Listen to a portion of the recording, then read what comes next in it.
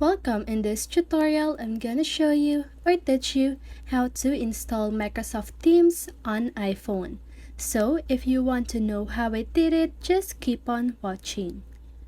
So first of all, you need to know that downloading Microsoft Teams on your iPhone, it requires iOS 15.0, okay, or later.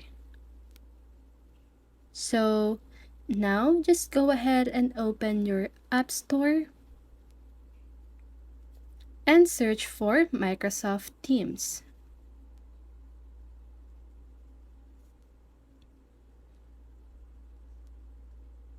So as you can see at the upper part of my screen, it says requires iOS 15.0 or later.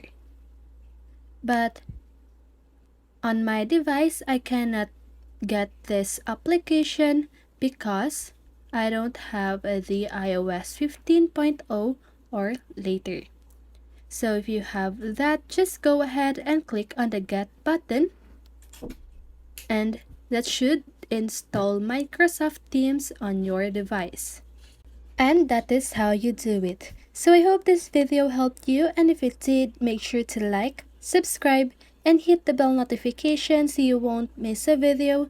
See you on the next one, and have a great day.